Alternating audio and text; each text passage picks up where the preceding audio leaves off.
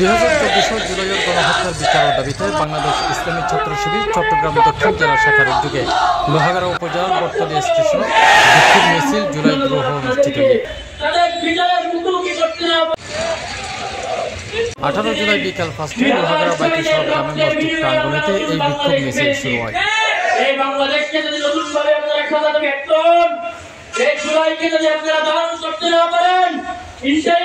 বিক্ষোভ মিছিলে উপস্থিত আছে চট্টগ্রাম দক্ষিণ জেলা ছাত্র শিবিরের সভাপতি আসিফুল্লাহ আরমান, সেক্রেটারি আসহাবুদ্দিন।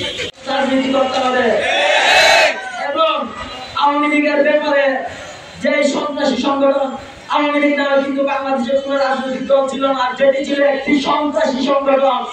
সেই সন্ত্রাসী সংগঠনের মাধ্যমে সে 2008 সাল থেকে শুরু করে 2024 সাল পর্যন্ত কত হাজার হাজার মায়ের বুক খালি হয়েছে।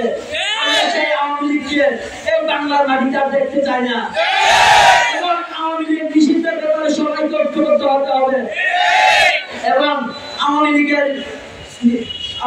নিষিদ্ধের ব্যাপারে অনেকে দেখতে দ্বিমত পোষণ করছে, কারণ তারা হয়তো জানে না যে আওয়ামী লীগের কারণে আজকে যাদের মায়ের বুক খালি হয়েছে তাদের কাছে তাদের যাওয়া উচিত ছিল।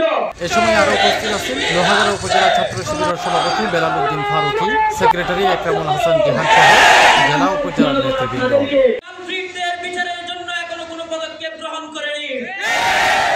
আমরা আরো দেখতে পাচ্ছি ইতিমধ্যে গত পরশুদিন গোপালগঞ্জে জুলাই আন্দোলনে যারা সম্মুখ সারিতে থেকে নেতৃত্ব প্রদান করেছিল তাদেরকে হামলার মধ্য দিয়ে সেই নিষিদ্ধ ঘোষিত আওয়ামী লীগ যে ন্যাক্কারজনক ঘটনা ঘটিয়েছে, সেই ঘটনার প্রেক্ষিতে এখনো পর্যন্ত অন্তর্বর্তীকালীন সরকার কোনো ব্যবস্থা গ্রহণ করতে পারে। আমরা অন্তর্বর্তীকালীন সরকারের কাছে প্রশ্ন রাখতে চাই, তাদের কাছে জানতে চাই, কিসের ভয় আপনাদেরকে আওয়ামী লীগের বিচারে বাধাগ্রস্ত করতেছেন?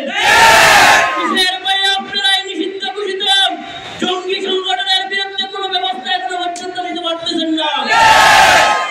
এই জুলাইকে যদি আপনারা ধারণ করতে না পারেন, সি প্লাস টিভি চট্টগ্রাম। নিজেরা নিজেদের ব্যর্থতার